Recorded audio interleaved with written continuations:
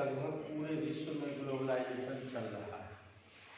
तो अब इस ग्लोबलाइजेशन को इक्वली अवेलेबल फॉर एवरीवन करना तय करना होगा, अन्यथा यह भविष्य कह सकता है कि यह गड़बड़ा है, फेल्योर भी कर सकता है। देखिए, हम लोग पढ़े थे WTO को, world trade organisation. World trade organisation हम लोग पढ़े कि फाउंडेड ऑन 1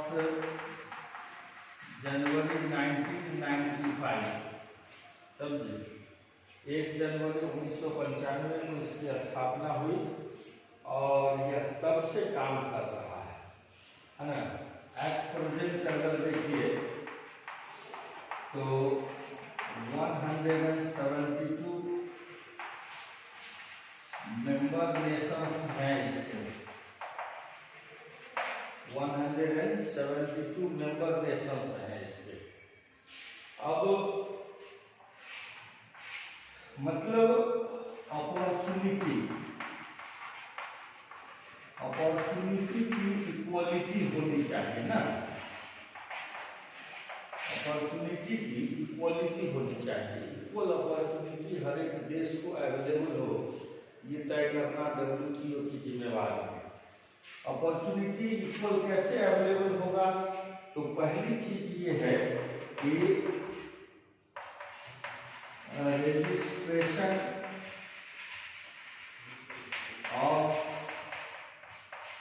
MNC है ना, मल्टीनेशनल कॉरपोरेशन का दर्जा सभी देश के इंडस्ट्रीज को बराबर मिलना चाहिए। मतलब मेजर्स जो है ना, measures for being and MNC would be equal for all nations, है ना। ये होना चाहिए कि नहीं, आप समझते होंगे, अगर आप तक मेरी आवाज जा रही है तो आप ये बात समझते होंगे कि सभी देश को इक्वल अपॉर्चुनिटी मिलना चाहिए कि वह अपने देश की इंडस्ट्रीज को मल्टीनेशनल कॉरपोरेशन का दर्जा दिला सके। ठीक है। दूसरी बात ये है कि क्या होता है, मल्टीनेशनल कॉरपोरेशन जो होता है, तो अमेरिका का जितना भी MNC है ना, इंडिया में है जितना भी MNC, वह 80% प्रॉफिट को है ना ट्रांसपोर्ट कर देता है, मतलब एक्सपोर्ट कर देता है। 80% प्रॉफिट को एक्सपोर्ट करता है, मतलब only 20% it expense in India, मतलब अपने प्रॉफिट का मात्र 20% जो है वह खर्च करता है भारत में, बाकी वह अपने देश को ट्रांसपोर्ट कर देता है, एक्सपोर्ट कर देता है। जबकि इंडियन जो भी MNC है अमेरिका में, वह 40% जो है एक्सपेंस है उसका इन अमेरिका, समझे, 40% एक्सपेंस करता है और only 60% can be imported. Only 60% profit को वह इम्पोर्ट करके भारत ला सकता है। तो ये एक समस्या है। यहाँ WTO को इस बात पर ध्यान रखना चाहिए कि सारी MNC, दुनिया की जितनी भी मल्टीनेशनल कॉरपोरेशंस हैं, उनको इक्वल अपॉर्चुनिटी मिले, उनके पास इक्वल व्यवस्था हो कि वह कहीं भी इन्वेस्ट करें, सबके लिए। ये मिनिमम रिक्वायरमेंट है ना, WTO का यह मिनिमम रिक्वायरमेंट है कि 60% तक ही प्रॉफिट आप ले जा सकते हैं अपने देश में, 40 50% आपको जहां पर प्रोडक्शन कर रहे हैं, जहां सर्विस कर रहे हैं, जहां सेल कर रहे हैं, वहीं पर खर्च करना होगा। तो ये सबके लिए इक्वल होना चाहिए, सिर्फ भारत के लिए ही नहीं, दुनिया के सभी देशों के लिए जितने भी एमएनसीज हैं वो इक्वल होना चाहिए। एक बात, एक समस्या पहले बता देते हैं, तभी देखेंगे कि लड़ाई किस बात की, झगड़ा किस बात का है। ये एक बात हो गई। अब देखिए साहब, दूसरी बात को समझिए। दूसरी बात ये समझिए कि वर्ल्ड में पूरे विश्व को अगर देखिए आप, तो 65,000 एमएनसी हैं पूरे विश्व में। 65,000 मल्टीनेशनल कॉरपोरेशंस हैं, इसमें 40,000 जो है वो अमेरिका का ही है। 40,000 एमएनसी जो है अकेला अमेरिका का है। मतलब 25,000 एमएनसी जो है वह 171 देश का है, समझे। 25,000 एमएनसी जो है वह 171 देश में है और 40,000 एमएनसी एकमात्र अमेरिका का है। कहीं न कहीं कुछ गलती हो रही है डब्ल्यूटीओ से कि वह इस संख्या को बढ़ावा नहीं दे रहा है। तो फेयर कंपटीशन कैसे होगा? मोनोपोली आएगी ना इससे, समझे। इससे मोनोपोली आएगी, जितने भी बड़े बड़े देश जो हैं उनकी मोनोपोली चलेगी। तो ये एक इशू है, इस पर हमको लड़ना होगा। तीसरी बात देखिए कि अमेरिका जो है वह वर्ल्ड्स लार्जेस्ट लेंडर है। विश्व का सबसे बड़ा कर्ज देने वाला देश है अमेरिका, और दूसरे नंबर पर है चाइना। दूसरे नंबर पर चाइना, ये दुनिया को सबसे ज्यादा कर्ज दे करके रखा है। इससे क्या होता है कि not only economically but politically also influences.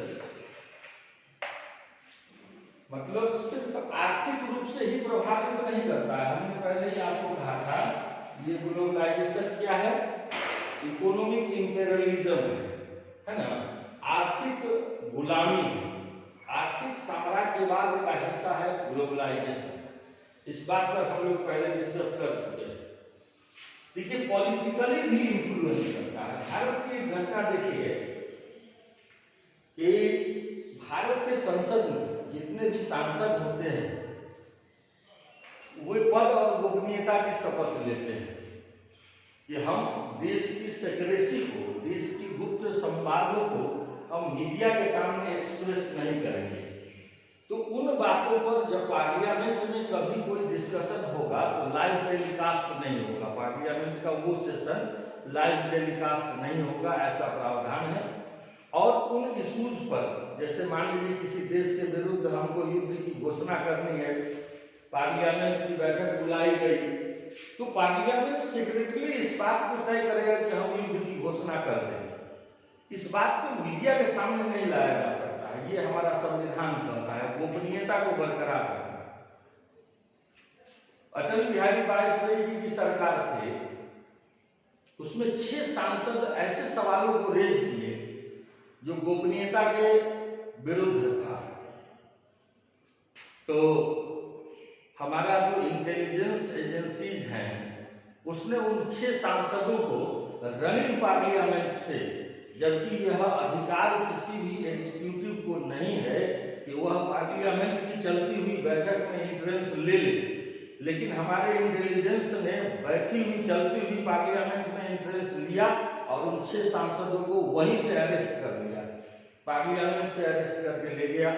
उनको जब टॉर्चर किया कि भाई आप ये सवाल लाए कहां से, तो सबने एक्सेप्ट किया तो भाई प्रति सवाल हमको पैसा मिलता है। हालांकि 6 के 6 सांसद निरस्त कर दिए गए अपने पद से, सुप्रीम कोर्ट में तुरंत केस किया गया, उनको जेल की सजा हुई और उन पर प्रतिबंध लगा दिया गया कि जब तक जिएंगे कभी चुनाव नहीं लड़ पाएंगे, कभी कोई पद भारतीय संविधान के अनुसार किसी पद को शेयर नहीं कर पाएंगे, ये प्रावधान कर दिया गया। लेकिन ऐसा हुआ तो सही, तो किसने ये पैसा किसने दिया? किसी एमएलसी ने पैसा दिया उसको कि भाई आपको हम पैसा देते हैं, आप ये सवाल रेज कीजिए पार्लियामेंट में। और नियम है पार्लियामेंट का कि जो भी सवाल क्वेश्चन आवर में दर्ज होगा विदिन 24 आवर्स उस सवाल का जवाब सरकार को देना ही पड़ेगा, नहीं तो सरकार को रिजाइन करना पड़ेगा। ये हमारा संविधान कहता है। तो सोचिए पॉलिटिकली हमको इन्फ्लुएंस किया गया कि भारत जैसे देश में अगर ऐसा हो सकता है तो छोटे देशों की स्थिति को आप समझ सकते हैं। आज आप पाकिस्तान की स्थिति को गौर करके देख लीजिए कि पाकिस्तान क्या है, चाइना की एक कॉलोनी है। चाइना धीरे धीरे उसको पॉलिटिकली तो अपने पास रखा ही है, इकोनॉमिकली उसकी कॉलोनी बना हुआ है, उसके लैंड एरियाज को वह कैप्चर करता जा रहा है, उस पर अपनी मिलिट्री उतारता जा रहा है। आप देख लीजिए श्रीलंका की स्थिति को, कोलंबो शहर ही उससे छीन लिया चाइना ने। तो ये जो पॉलिटिकल या कहिए इकोनॉमिक इंपीरियलिज्म है, इसमें WTO क्या कर रहा है? WTO की अहम भूमिका होनी चाहिए कि ऐसा करने पर रोक लगना चाहिए, नहीं लग रहा है। तो ये भी एक सवाल है साहब हमारे सामने कि हम इन चीजों को रोकें। अब तीसरा सवाल पर आइए। तीसरा सवाल क्या कहता है साहब, क्या दिक्कत है ग्लोबलाइजेशन में, प्रॉब्लम क्या है? तो प्रॉब्लम ये है कि जो बैंक सिक्योरिटी डिपॉजिट, कोई भी मल्टीनेशनल कॉर्पोरेशन अगर भारत में काम करेगा तो उसको एक सर्टेन अमाउंट जो है हमारे RBI में जमा करना पड़ेगा कि अगर किसी तरह की कोई दुर्घटना हो गई और वह भाग गया, जैसे आपको याद होगा भोपाल गैस कांड है ना, 3 दिसंबर की रात 12 बजकर कुछ मिनट पर हुआ था 1984 में, 1984 में ये घटना हुई थी। हजारों लोग मरे उसमें और यूनियन कार्बाइड कंपनी भाग खड़ी हुई, उसको कोई सजा नहीं मिली और हमारे देशवासी जो मर गए उनको कोई हर्जाना नहीं मिला, आज तक नहीं मिला। तो अब ऐसा फिर से दोबारा नहीं हो, इसीलिए हमारी सरकार ने कानून बनाकर रखा है कि आपको बैंक सिक्योरिटी डिपॉजिट देना पड़ेगा, मिनिमम 20,000 करोड़ का आपको गवर्नमेंट बॉन्ड खरीदना पड़ता है। समझिए, उस बॉन्ड के आधार पर सरकार, अगर मान लीजिए कोई कंपनी दुर्घटना हुई भाग गई तो सरकार उस पैसे से पेमेंट कर देगी, हर्जाना देगी। तो ये एक, इसमें प्रॉब्लम क्या हो रहा है? प्रॉब्लम ये हो रहा है कि पॉलिटिकल इन्फ्लुएंस से, समझे, पॉलिटिकल इन्फ्लुएंस के द्वारा जो है हम क्या कर रहे हैं कि बहुत सारी इंडस्ट्रीज ऐसी है जो जिसका बैंक डिपॉजिट नहीं है, सिक्योरिटी बैंक डिपॉजिट नहीं है और वो हमारे देश में प्रोडक्शन कर रही है। क्यों? पॉलिटिकल इन्फ्लुएंस है साहब। उसमें क्या है? पॉलिटिकल इन्फ्लुएंस है। अब मान लीजिए अमेरिका का राष्ट्रपति किसी छोटे देश के प्रधानमंत्री को फोन करके ये कहे कि हमारे देश की ये इंडस्ट्री जा रही है, आप इसको एक्सेप्ट कर लीजिए। जैसे आपने बोलीविया के केस में देखा होगा, नहीं पढ़ा आपने बोलीविया की घटना को?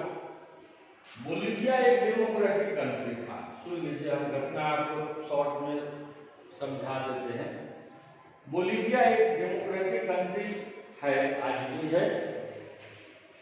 तो उसने वर्ल्ड बैंक से कर्ज मांगा, लोन मांगा कि हमको वर्ल्ड बैंक जो है कर्ज दे।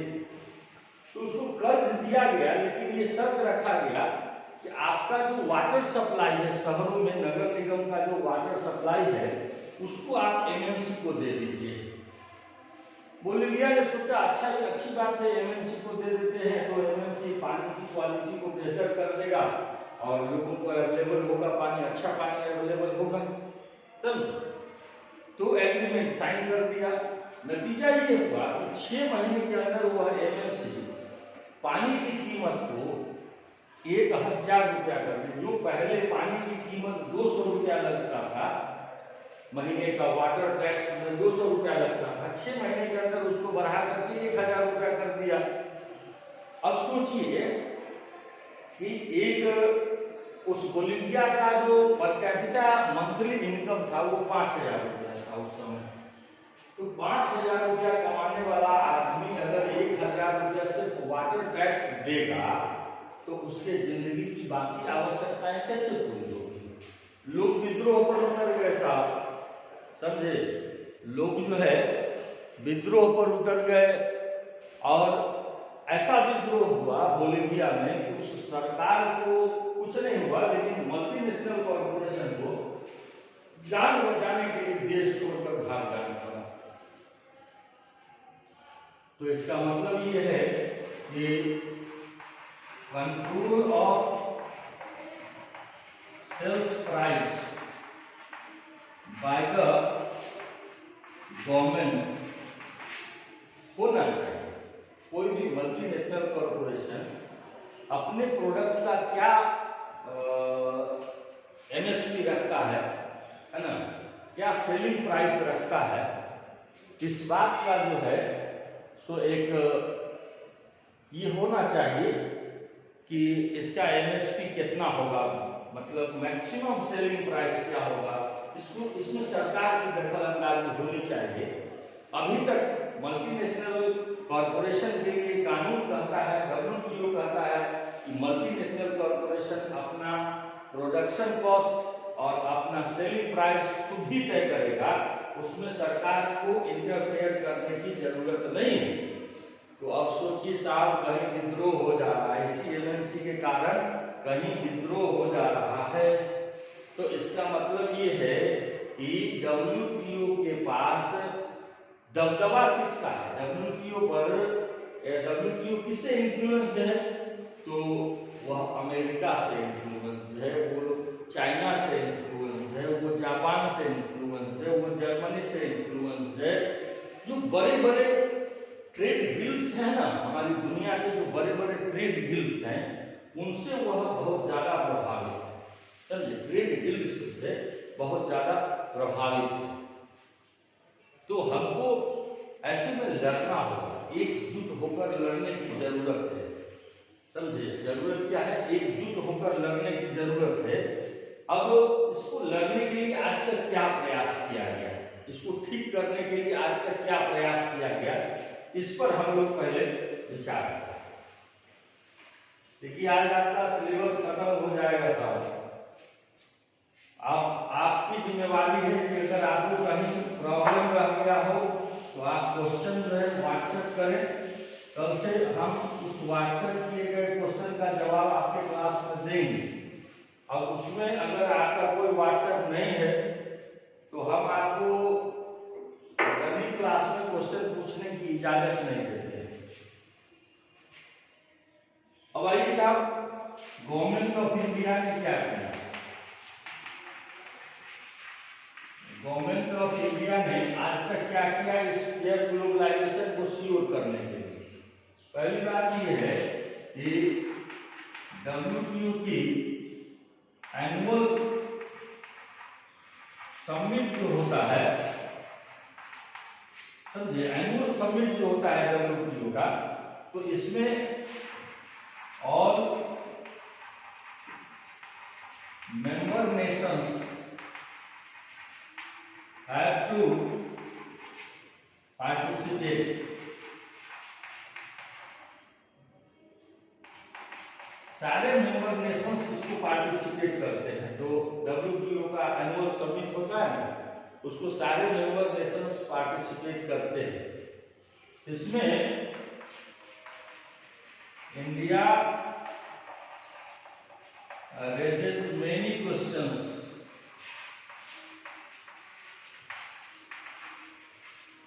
towards equality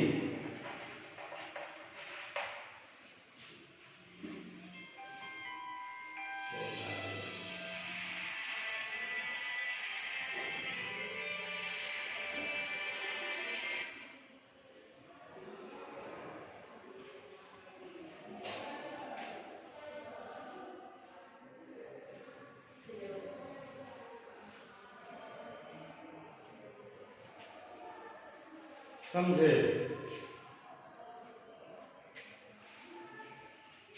आवाज आ रही है ना?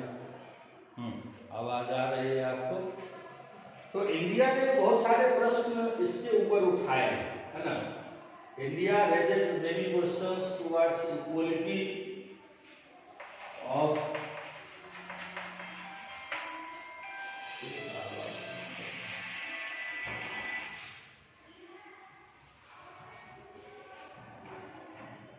समझे। भारत ने बार बार इस पर इक्वलिटी पर, मल्टीनेशनल कॉर्पोरेशन के इक्वलिटी पर बार बार सवाल उठाया है ना। इसमें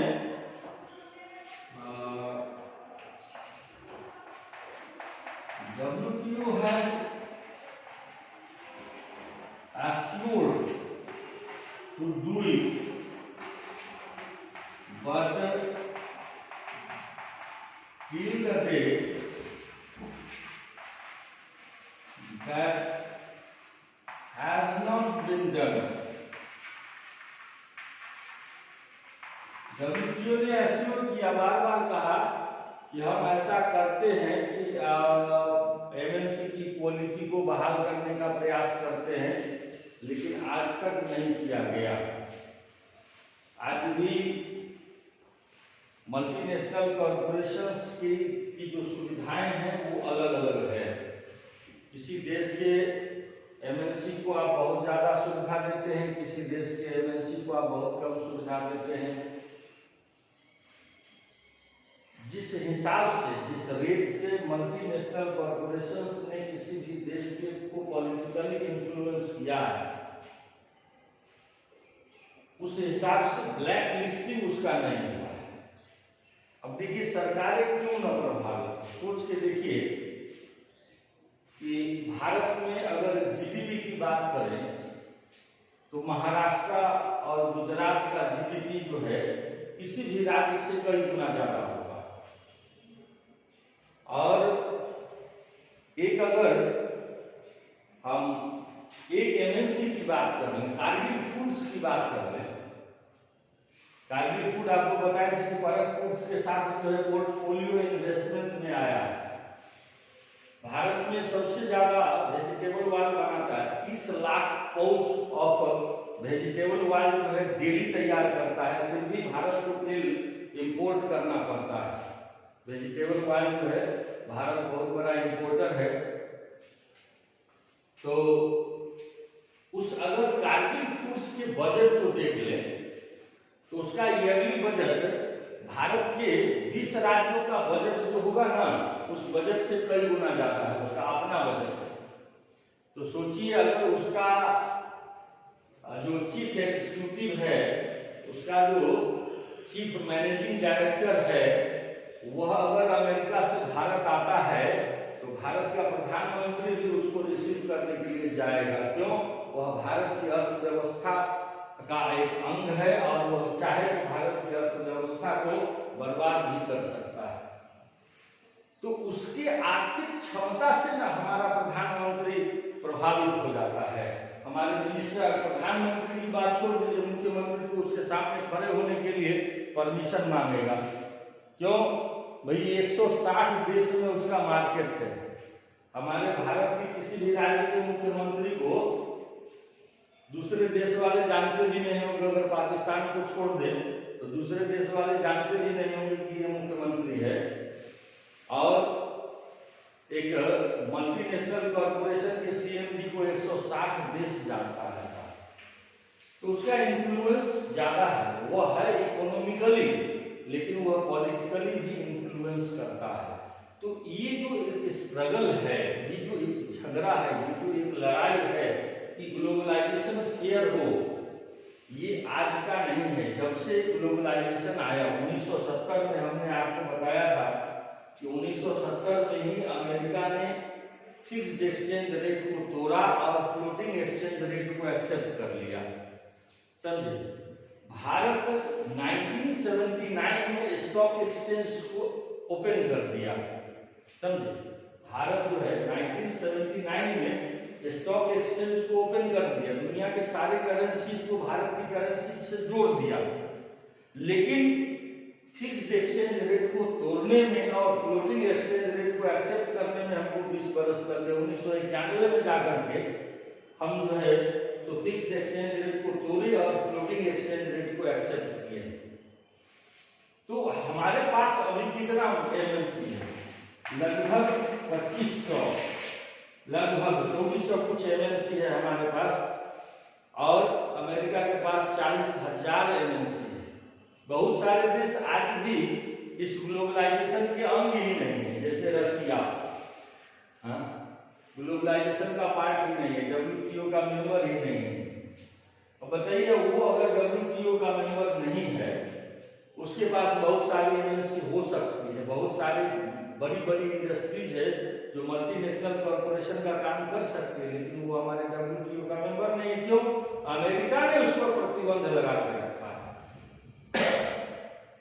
इसीलिए कि अमेरिका को इस बात का डर है कि कल तक जो USSR था वह अमेरिका का कॉम्पिटिटर था, अगर फिर से रसा डेवलप कर गया तो अमेरिका के सामने एक चुनौती खड़ा कर देगा।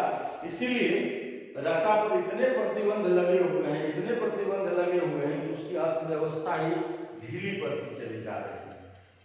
तो ये हमको ध्यान में रखना होगा कि ग्लोबलाइजेशन तो ठीक है, चलिए ग्लोबलाइजेशन को हम एक्सेप्ट कर ली, क्योंकि हमारे पास इतना कैपिटल नहीं था कि हम कैपिटल इन्वेस्ट करते। और भारत के लोगों में तो भाई गुलामी का खून है, गवर्न होना जानते हैं, गवर्न खुद से नहीं कर सकते हैं अपने को, कोई दूसरा गवर्न करे तो ठीक। आप देखते हैं ना कि सड़क पर लोग बाइक चलाते हैं, हेलमेट नहीं पहनते, पुलिस का डंडा पड़ा तुरंत हेलमेट लोग खरीद लेते हैं। क्यों? 1000 रुपया फाइन हो जाएगा, इसलिए लोग हेलमेट खरीद लेते हैं। इस दिन से कभी हेलमेट नहीं पहनते हैं कि वह अपनी सुरक्षा का साधन है। तो ये जो प्रॉब्लम आ रहा है ना ग्लोबलाइजेशन में, ये प्रॉब्लम बना रहेगा साहब, ये तब तक बना रहेगा, ये समस्या तब तक बनी रहेगी जब तक हमारा देश जो है अपने एमएनसी को डेवलप करके 25,000 में कर लेंगे, समझे। जब हमारी एमएनसी 25,000 हो जाएगी, जिस दिन हमारी एमएनसी 25,000 हो जाएगी तो हमारा भी दबदबा विश्व पर हो जाएगा, समझेगी। तो हमारा भी दबदबा जो है विश्व पर आ जाएगा। लेकिन तब तक हमको ये तय करना पड़ेगा कि हम किस रेट से एमएनसी को बढ़ावा दें। हमारा जो मनी है, हमारी जो करेंसी है, उस करेंसी के वैल्यू को डेवलप करना पड़ेगा। मतलब अभी तो हमको FDI की ही जरूरत है। हम FDI को इतना ज्यादा बढ़ा दें कि हमारा करेंसी जो है वह मजबूत। देखिए, भारत की करेंसी को मजबूत करने में हमारी मोदी सरकार ने अच्छा काम किया है। इसको इंटरनेशनल करेंसी के रूप में एस्टैब्लिश किया, ये बहुत बड़ी उपलब्धि है हमारी। क्योंकि आपको याद होगा जब डोनाल्ड ट्रंप साहब ने ईरान पर प्रतिबंध लगा दिया तो भारत को कहा गया कि आप ईरान से तेल नहीं खरीद सकते हैं, क्योंकि डॉलर नहीं चलेगा ईरान में। ईरान में US डॉलर का कोई वैल्यू नहीं होगा। तो भारत ने आनंद फानंद में इंडियन करेंसी को रजिस्टर्ड करवाया, ग्लोबल करेंसी बनाया और ईरान को इंडियन करेंसी में पेमेंट करके उससे तेल लिया। भारत पहला देश था जो डोनाल्ड ट्रंप को अपना जो साहस दिखाया और उससे तेल खरीदता रहा। हालांकि बाद में चलकर डोनाल्ड ट्रंप के सामने भारत को भी झुकना पड़ा और भारत भी जो है वह ईरान से तेल लेना छोड़ा और वेनेजुएला की ओर बढ़ा, जो हमको महंगा पड़ रहा है, बहुत महंगा पड़ रहा है। ट्रांसपोर्टेशन कॉस्ट ही महंगा पड़ रहा है। तो ये जो स्ट्रगल है ना ग्लोबलाइजेशन का, ये तब खत्म होगा, ये स्ट्रगल तब समाप्त होगा जब हमने कहा ना 2500 को 25,000 एमएनसी कर दे और हम अपने बाजार को अपने एमएनसी से कब्जा कर लिया। बार बार आप देखते होंगे नरेंद्र मोदी कहते हैं वोकल फॉर लोकल, बार बार कहते हैं वोकल फॉर लोकल। उनका उद्देश्य यही है कि हमारे देश का जो प्रोडक्ट है, हमारे देश की कंपनियां जो प्रोडक्ट बनाती है, हमारा बाजार उस पर अगर आश्रित हो जाए तो ये जो ड्रेन हो रहा है 40% करेंसी जो हमारा ड्रेन होकर के दूसरे देश में जा रहा है, उस पर प्रतिबंध लग जाएगा, वह रुक जाएगा, तो हमारे पास करेंसी का अपना फ्लो होगा, हमारी करेंसी स्ट्रांग होगी। और आप याद कीजिए 2004 में जब हमारा इकोनॉमिक ग्रोथ रेट 9.4% पर गया था, world largest economic growth rate था, तो एक यूएस डॉलर बराबर 18 रुपया हो गया था। आज जो है एक यूएस डॉलर बराबर 65 के ऊपर रहता है। क्यों? हमारी करेंसी डीएस्टेब्लिश होती चली गई है। इसको एस्टेब्लिश करने के लिए ही मोदी ने 500 और 1000 के नोट पर प्रतिबंध लगाया कि हमारी करेंसी को एस्टेब्लिशमेंट मिले, लेकिन अभी तक इसका बहुत ज्यादा लाभ नहीं मिल पाया है। आने वाले समय में इसका लाभ मिलेगा, इसमें कोई शक नहीं है, समझे। तो ये स्ट्रगल चलता ही रहेगा, इसको रोकना बहुत मुश्किल की बात है।